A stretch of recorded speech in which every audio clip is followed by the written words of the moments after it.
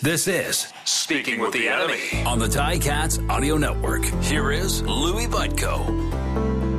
Yes, the show is Speaking with the Enemy. The Enemy this week, the Montreal Alouettes. It is a 7 o'clock kickoff on Saturday. Of course, Tiger Cats pregame presented by Greenworks on the air starting at 6 o'clock on the Ticats Audio Network. But before we do all that, let's get the other side of the story. And yes, the show is Speaking with the Enemy. And I'm going to introduce him as my friend, Joey Alfieri, with the Montreal Alouettes. Joey, thank you for doing this as always. Big win last week for the Alouettes to get off the 3-game slide there. Yeah, big time win at home against Calgary. That's the second weather delay that the guys have had to go through in Montreal, but they kept it on the rails. They played pretty well all three phases of the game. I know the offense didn't score a touchdown, but they moved the ball pretty efficiently, and the defense for the third time this season didn't allow a touchdown in a game. So things are going well after the win on Sunday over Calgary, back to 500, and then it's a huge clash against the Tiger Cats, who we all know and love. So that'll be, there's a lot of implications with this game, obviously, in the East Division being so tight. So yeah, no, it's a big one going down the hammer this weekend. Okay, I have you on the record saying we all love the Ticats, so I'm going to hold on to that for you. Course. I'm going to save that clip for later. Obviously, the loss came with some the win came with some losses, couple of key injuries. Let's talk about the ones on defense. Najee Murray, this one stings, out for the season. Yeah, they didn't confirm out to the season. They said it was long-term. They did say it was a long-term injury, though. But he'd been playing so well. I mean, he's a guy who stepped in for a Darius Pickett who left in free agency. And, he went from being a defensive back to playing the Sam linebacker spot. And he did a really, really good job doing that. So it's going to be tough to replace a veteran. The secondary is quite young now with the injuries that they have. So, losing your starting Sam linebacker is not going to be easy. But, I do think at the same time they have a guy in J.R. Reed who played at a college football program at Georgia with some pedigree. He's a guy who made a lot of plays there, was in the NFL for a little bit as well. A real physical dude, a guy who's dominated on special teams in his first year in the CFL. So, I think he's going to be able to make the transition to Sam linebacker. We'll see what happens when it gets out on the field. But I think from what I've seen from J.R. Reed, it's been real smooth, the adaptation to the CFL. So I think he's going to be able to play pretty well, filling in for Najee Murray. But it is a big loss for sure. Yeah, you mentioned. The secondary here. Sorry, let me try that again. I was muted. You mentioned the secondary there, Joey. Obviously, Deontay Ruffin, one of the injuries that they're dealing with, but Kabion Ento, what a game, highlighted by Pro Football Focus as a top grade for a DB. What'd you see from his game against Calgary?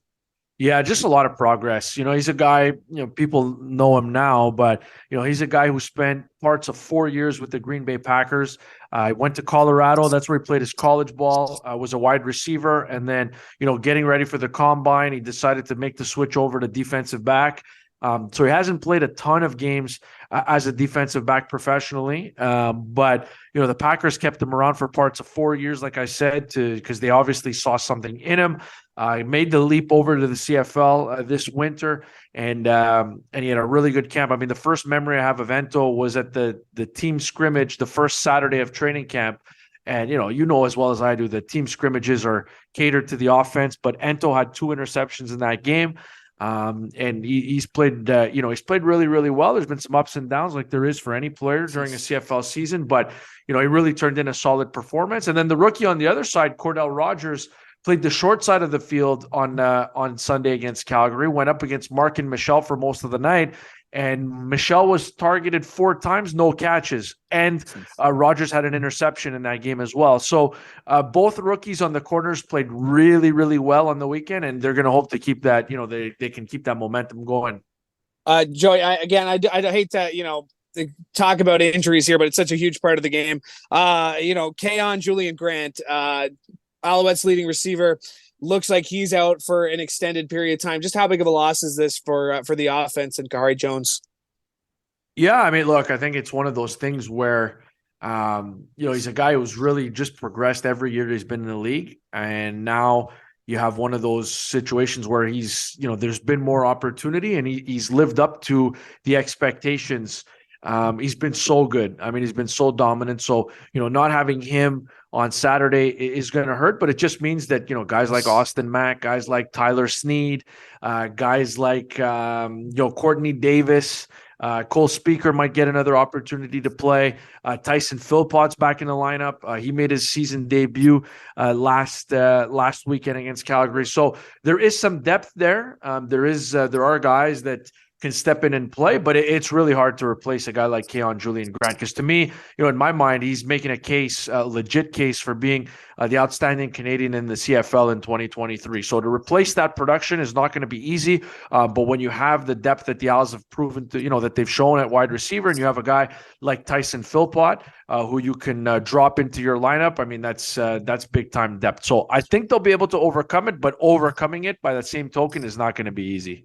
And of course, I heard everybody yelling through their headphones right there, getting my East Division offensive coordinators mixed up. And no offense to Anthony Calvillo at all, but thank you there for letting that one slide, Joey. Appreciate it. The offense, let's stick there. William Stanback, coming off one of his best games I think we've seen him play this season. How can he use that momentum going forward against the Ticats defense? You saw him last week, Joey. Those guys are fired up. They're ready to go. Big challenge going up against that D-line. Yeah, whatever. No, I'm just kidding. I'm just kidding. No, look, I think in fairness to Steinbach, I thought he was really, really good in the first half of the previous game against Toronto. He had like 70 yards, all-purpose yards in the first half, and then came out of the game with, he was cramping, and then came back, in the fourth quarter and was just, seemed to maybe lose a little bit of momentum there, but they were also trailing in that game, so they had to throw the ball. But, he put it all together. And we're explaining this on our podcast earlier today, is that, sometimes a running back runs for like 130 yards, but, a lot of those yards are easy yards. You hit the first hole and then you're untouched. The 86 yards that Steinbach had on the ground on Sunday, all of those were really tough, gritty yards. Had to, break contact to get those yards. So to me, from the beginning of the year, he's looked like the same guy. I know it hasn't necessarily translated onto the field statistically, but, I was never concerned about William Stanback. I'm not concerned now. And, he's coming off a solid performance. So, I think he's rounding into form. You're talking about losing Keon Julian Grant. Maybe you lean on the running game a little bit more. And I think that's going to, that falls obviously on William Stanback and the offensive line. But, to me, I really feel like Stanback has looked fine. He's had the burst. And he's just rounding into form now. So I think he's going to be tough to stop. And I think it's just it's one of those things where you just hope to build on that momentum. And I don't think it's going to be, I think they're going to want to run the ball clearly to set up the pass. And it wouldn't surprise me if it was another big game from Stanback. Joey Alfieri, our guest here on Speaking with the Enemy, Ticats Audio Network. I want to get your thoughts on Jason Maas. How have you seen him put his imprint on this team through the first third of the season? New head coach. I mean, obviously some carryover from last season with some positional coaches, but how has Jason Maas made this team his own right now? Yeah, a lot of structure. You can tell like everything that they do is really, really well thought out and planned, like even little things. Everything is considered and everything is, there's a lot of thought that goes into everything that the coaching staff or that the coaching staff asks the players to do. So from that perspective, just a lot of structure has been brought into the organization. And then offensively, I think, you've seen flashes of what they can do offensively, and they've had to make some adjustments along the way. Protection was an issue, and I think I don't want to say that they've solved that, but it was a much better game on Sunday coming out of the bye week. They've done a lot there. And then they've worked with a lot of young players, and they've worked with Cody Fajardo and the young guys, when it comes to getting on the same page and getting on the same page quickly. Like we've seen different contributions and chemistry shown. And I think a lot of that has to do with Jason Maas, his experience with Cody Fajardo. And his experience as a quarterback as well. So, I think he's been really, really a nice addition. I think, there's, you look at the coaching search that they had. I think that they made the right call going with the guy that they ended up going with. He's a guy who has experience. And so, to me, he's been such a good fit. And obviously having a tight relationship with your general manager is important too. It feels like they're on the same page. So it feels like the alignment is finally done properly from a professional football standpoint. And it's just, the attitude the swagger, and the preparation that he's brought to the table it's tough to miss when you're around the group every day. You mentioned some of the young players, a guy who won't be confused for being a young guy, and I mean this with the utmost respect. Shawn Lemon, obviously a big name you can bring into Montreal. First game last week. How has his impact been felt already, and how do you see the Alouettes using him throughout the rest of the season? Yeah, so tangibly, I think, you look at the stats and there's a pass batted down at the line of scrimmage, which is big, but there's other things that, if you don't really pay very close attention and even break down, rewatch the game, there's things you might have missed. Like, for example, we talked about Kebion Ento before.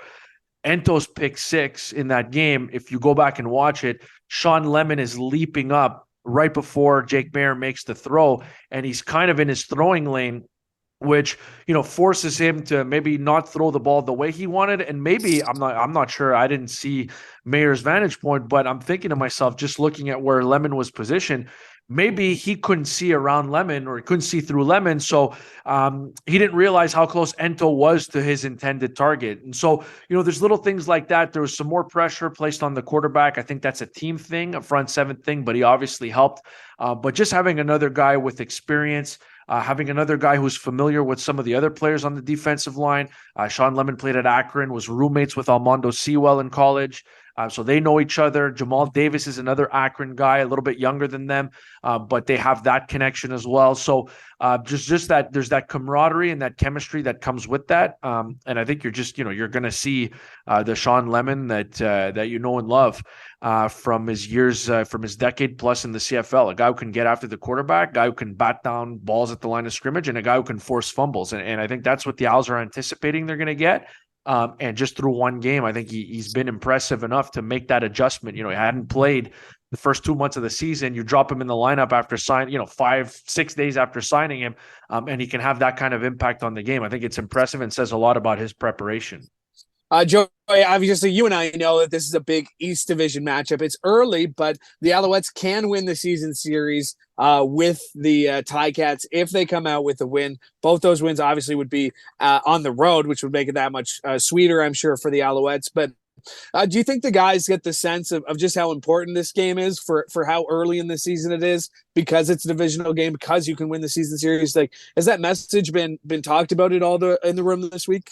Yeah, I heard Jason Moss do a radio interview in the middle of the week, and he mentioned that, like, the guys know how big the divisional matchup is, but, he mentioned that we're going to emphasize it when we talk to the players. So, they know it's a huge game. I mean, there's no must wins at this stage, but if you can lock down the season series this early, and that doesn't mean that the Tiger Cats wouldn't be able to, overtake you if you don't take care of business down the stretch, but, it makes the task that much more difficult. And we saw last season, Montreal won the season series again. I think they won 2 games at home, and they lost the game in Hamilton, but they still came away with the season series nonetheless. And down the stretch, it gave them a little bit more breathing room between themselves and Hamilton. And in the end, it's Hamilton that has to come to Montreal in the playoffs, and Montreal wins the playoff game. So, it is. I'm sure the coaching staff are going to put that emphasis on it. But at the end of the day, the guys just have to go out there and do what they've done, win the 3 games that they've won this year, and that should be good enough to take care of business. So, to answer your question, yes, I do think they've put that emphasis on it. But I feel like the players, a lot of these players have been around before. So they know exactly, what's at stake here in this game, even though it's early August. It is early August, but this game big nonetheless. And Joey, appreciate you joining us to help set it up as always. Thanks for doing this, man. Thank you, buddy. And make sure you tell your defensive lineman I was just kidding.